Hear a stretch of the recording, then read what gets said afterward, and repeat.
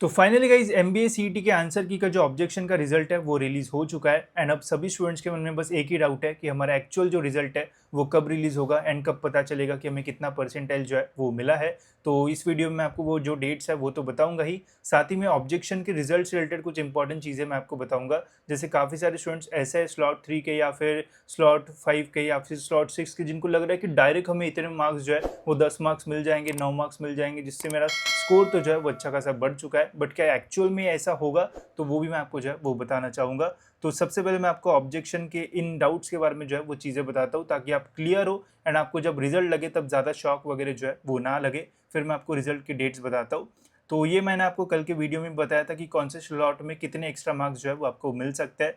तो जैसे ये 1 अप्रैल का आप देख सकते हो 2 मार्क्स, 1 मार्क शिफ्ट में, फिर 2 अप्रैल के मॉर्निंग वाली शिफ्ट में 10 मार्क्स सबसे ज़्यादा, फिर 2 अप्रैल के इवनिंग स्लॉट में 4 बोनस मार्क्स, फिर यहाँ पे 2 बोनस मार्क्स एंड यहाँ पे 9 बोनस मार्क्स। ठीक है, तो अब आप में से काफ़ी सारे स्टूडेंट्स ऐसे हैं जिनको ऐसा लग रहा है कि बिफोर जब ऑब्जेक्शन का रिजल्ट आने का था तो उसके पहले सपोज करते कि एक सचिन नाम का लड़का है जिसको 200 में से 150 मार्क्स मिले एंड ये जो है वो स्लॉट 3 का स्टूडेंट है जहाँ पे 10 बोनस मार्क्स मिल रहा है।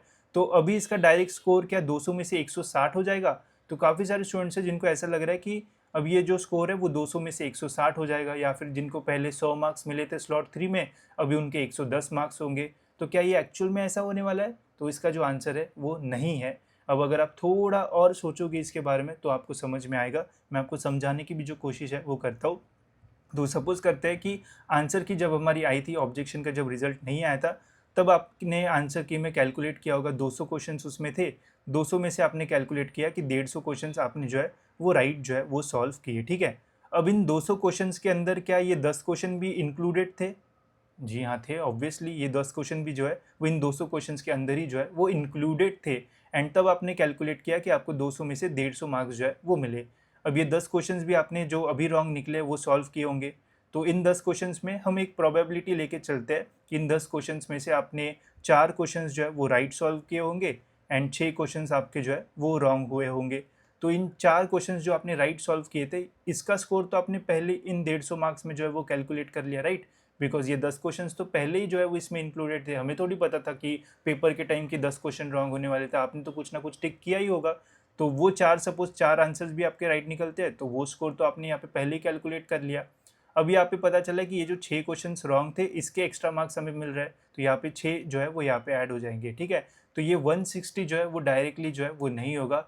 हर स्टूडेंट का जो है वो यहाँ पे स्कोर जो है वो डिफरेंट आएगा। डायरेक्टली 10 मार्क आप अपने स्कोर में जो है वो ऐड मत कर लो।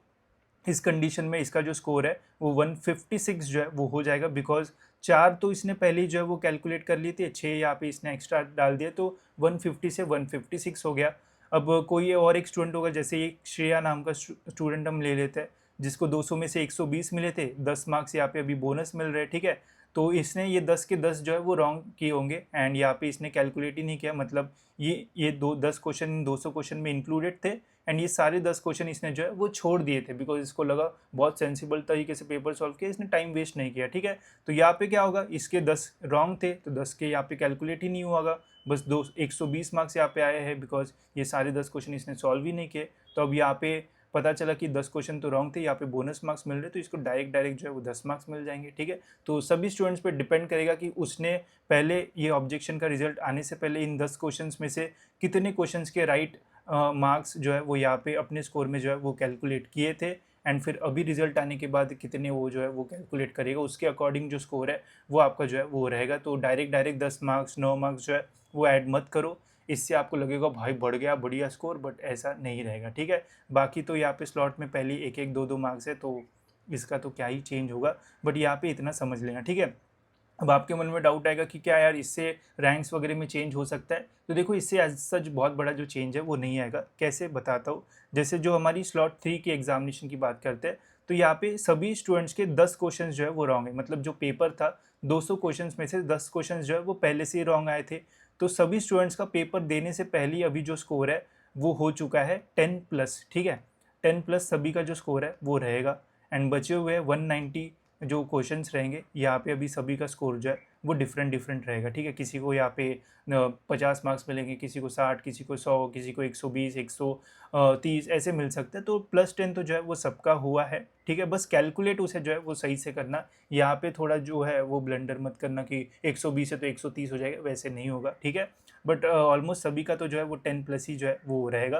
तो रैंक्स में ऐसा कोई चेंज जो है वो नहीं आएगा। बस ये आपको कन्फ्यूजन हो सकता है कि यार मेरे को तो 10 मिल गए, वैसा जो है वो नहीं होगा। तो यही आपका कन्फ्यूजन जो है वो थोड़ा दूर करने की कोशिश में जो है वो कर रहा था, बिकॉज बहुत सारे लोग मुझे पूछ रहे थे कि 10 मार्क्स डायरेक्ट मिल जाएंगे, तो वैसा जो है वो नहीं होता है, ठीक है।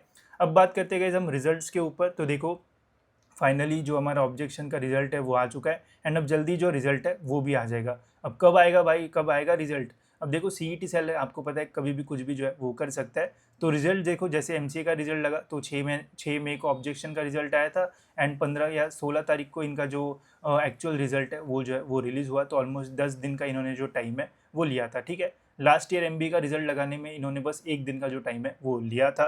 तो अभी रिजल्ट जो है वो ऑलमोस्ट आ भी सकता है 1 दिन में, या फिर 5-6 दिन का और टाइम जो है वो लग सकता है। मैक्स 10 दिन का टाइम यहाँ पे जो है वो लगेगा। तो मैक्स गाइज 30 मई तक अपना जो रिजल्ट है वो आने के मैक्सिमम जो चांसेस है वो रहेंगे। वरना अगर जल्दी रिजल्ट लगाना होगा तो आज या कल में भी आपको जो रिजल्ट है वो देखने को मिल सकता है। तो मैक्स डेट 30 मई जो है वो लग रही है, एंड मिनिमम जो है वो 1-2 दिन में भी जो है वो रिजल्ट जो है वो आ सकता है। एंड मैंने आपको स्टार्टिंग में बोला था 15 या फिर 20 में जो है वो इंपॉर्टेंट डेट है। मैं बुलिश हूँ 20 तारीख के लिए कि यहाँ पे अपडेट आएगी।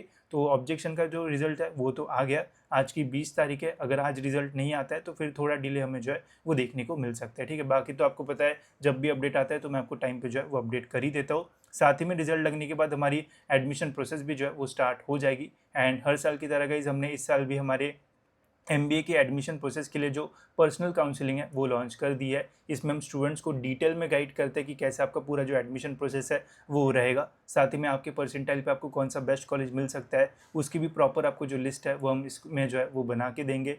रजिस्ट्रेशन कैसे करना है, जब आप कैटेगरी डालोगे तो वहाँ पे कौन सी डिटेल्स डालना है, कौन सा कैंडिडेट टाइप डालना है, फिर कैसे आप कॉलेजेस शॉर्टलिस्ट कर सकते हो, कैप राउंड में कैसे आपको कॉलेजेस डालना है, कैसे प्रेफरेंस डालना है, कैसे आप कैप 1, कैप 2, कैप 3 में जा सकते हो, स्पॉट राउंड में कैसे आपको एक बेटर कॉलेज मिल सकता है। जिसको सिडनम मिला है कैसे वो JBIMS के लिए जा सकते हैं, या फिर जिनको वेलिंगकर मिला है वो सिडनम के लिए कैसे स्पॉट राउंड में जा सकता है। ये सब कुछ हम इसमें जो है वो डिटेल में आपको बताएंगे। साथ ही में जून से यहाँ पे लाइव सेशंस भी जो है वो लेना मैं शुरू करूँगा, तो आप डायरेक्टली मुझसे जो है वो कॉन्टैक्ट कर पाओगे एंड अपने जो क्वेश्चन है वो पूछ पाओगे। तो इससे हर साल काफ़ी सारे स्टूडेंट्स को जो है वो हेल्प होती है। अगर आपको भी अपने एडमिशन प्रोसेस में हेल्प चाहिए, एक अच्छा गाइडेंस चाहिए, तो आप हमारे काउंसलिंग प्रोसेस में जो है वो एनरोल कर सकते हो। मैं आपको गारंटी देता हूँ इससे आपको काफ़ी हेल्प होगी। एंड कैप राउंड 1 में आपको कॉलेज तो मिल ही जाएगा, बट कैप राउंड 2 एंड 3 में हम बेटर कॉलेज के लिए भी जो है वो ट्राई करेंगे, ठीक है। तो इसकी लिंक डिस्क्रिप्शन में, वहाँ से आप इसमें जो है वो एनरोल कर सकते हो। बाकी सभी अपडेट्स के लिए गाइज आप चैनल को सब्सक्राइब कर देना। फिलहाल इस वीडियो में इतना ही, मिलते हैं गाइज ऐसी और एक इन्फॉर्मेटिव वीडियो में।